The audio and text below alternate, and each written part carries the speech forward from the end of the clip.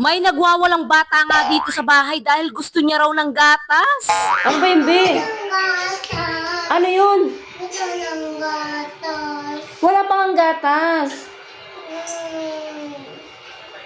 Wala na ngang mga stock dito sa bahay dahil kakalipat nga lang namin. Wala akong maibigay sa bata na to. Pahiram nga muna ng baka nyo diyang gagatasan ko lang saglit.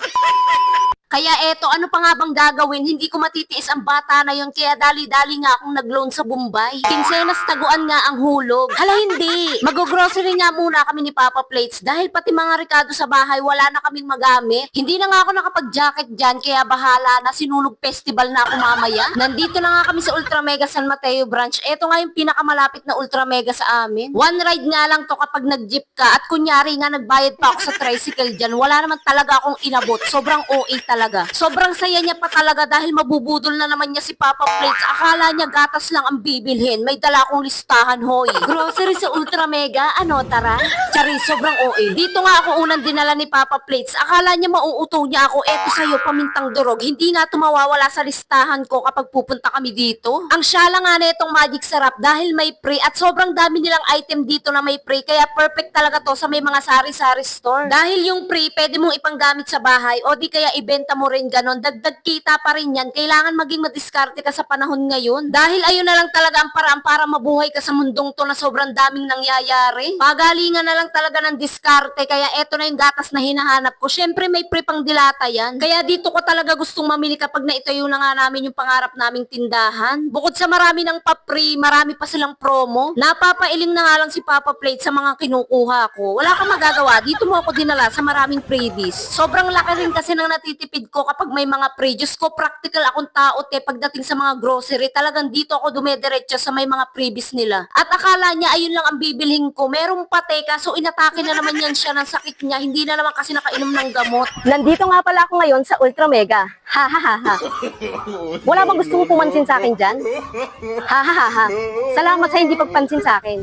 Ha ha ha ha. Sabi ko sa iyo, mag-iinom ka ng gamot 10 times a day. Huwag palaging alak. Nakakasira talaga ng mental health yan. Sa mga nag-aabang nga ng aming tindahan serye, may aayusin pa nga kami ni Papa Plates bago kami tuluyang magbukas ng tindahan. Pero malapit na po naming masimulan at sana po suportahan niyo po kami. Bumili po kayo kahit nasa Kabanatuan pa kayo. Tsari, sobrang layo. Kumuha na naman nga ako ng ultra sulit pansit kanto na may kasama ng bihon dahil favorite talaga namin lahat to. Ako lang ba yung kahit anong tipid ko, sobrang hirap mag-budget ngayon. Lahat nagtataasan, Diyos ko po, panty ko na lang talaga ang bumababa.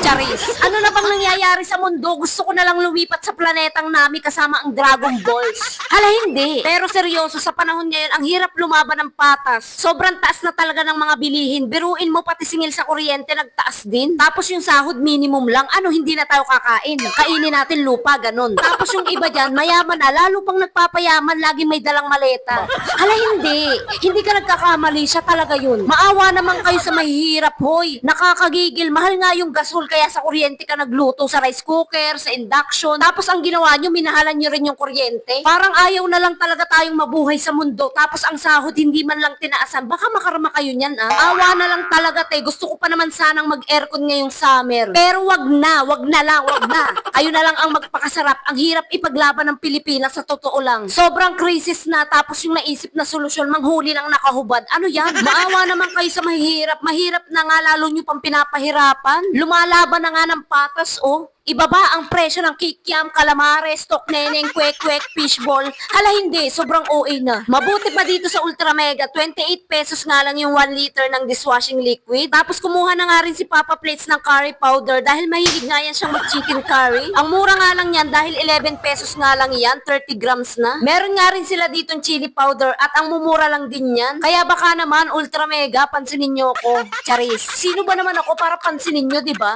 Hala si OA. Tapos na nga akong mambudol kaya magbabayad na nga si Papa Plates. Meron nga akong suking tindahan card kung saan makakakuha ka ng rebates points at reward. May dalawang category nga ito guys. Isa para sa household, isa naman para sa sari-sari store owner. At sobrang dali lang kumuha na ito para sa household. Green card nga ang para sa'yo. Ang requirements nga ay bumili ka lang ng worth 500 pesos at pumunta ka sa customer service at mag-fill up ka ng form at maibibigay na rin agad-agad sa'yo ang card mo. Ganun kadali, hindi na para pahirapan ka pa. Ganun din naman naman sa yellow card, kailangan mo lang bumili ng worth 1,500 pesos at mag-fill up ka ng form at maibibigay na rin agad-agad sa'yo ang suking tindahan card mo. At syempre, suking tindahan card na nga ang kinuha ko dahil noon pa talaga balak na namin magtindahan ni Papa Plates. At dito nga sa suking tindahan card ko, nakakaipon ako ng points na pwede kong ipambili ulit ng mga pandagdag grocery ko. O di ba napakalaking bagay na din noon, sa hirap ng buhay ngayon, diskarte ang kailangan. Pag-uwi nga namin ni Papa Plates, inayos ko kaagad to at happy na naman ang nanay na to dahil wala nang iiyak na bata dahil may gatas na siya.